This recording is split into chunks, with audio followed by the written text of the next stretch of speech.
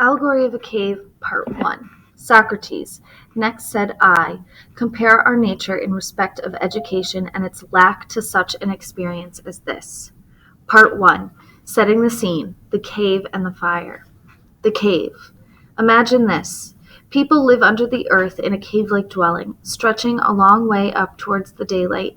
It is its entrance, towards which the entire cave is gathered.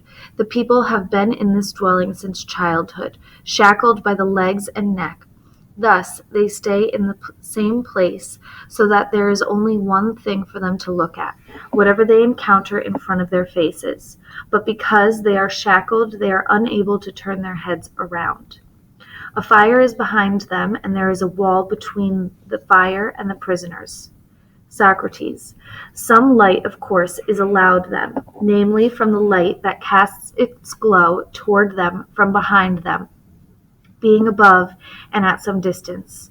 Between the fire and those who are shackled, i.e., behind their backs, there runs a walkway at a certain height. Imagine that a low wall has been built the length of the walkway, like the low curtain that puppeteers put up, over which they show their puppets. The image is carried before the fire. Socrates. So now imagine that all along this low wall, people are carrying all sorts of things that reach up higher than the wall, statues and other carvings made of stone or wood and many other artifacts that people have made. As you would expect, some are talking to each other as they walk along, and some are silent. Glaucian. This is an unusual picture that you are presenting here, and these are unusual prisoners. Socrates. They are very much like us, humans. I, Socrates responded. What the prisoners see and hear. Socrates. What do you think? From the beginning, people like this have never imagined, whether on their own or with the help by others, to see anything besides the shadows that are continually projected on the wall opposite them by the glow of the fire.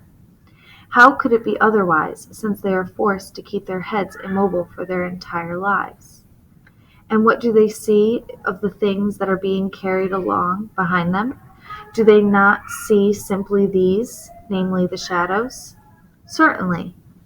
Now, if they were able to say something about what they saw and to talk it over, do you not think that they would regard that much they saw on the wall as beings?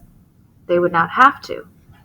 And now, what if this prison also had an echo reverberating off the wall in front of them, the one that they always and only look at?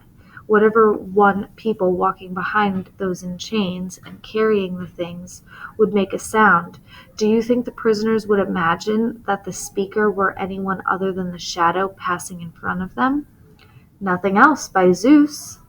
All in all, I responded, those who were chained would consider nothing besides the shadows of the artifacts as the unhidden. That would absolutely have to be.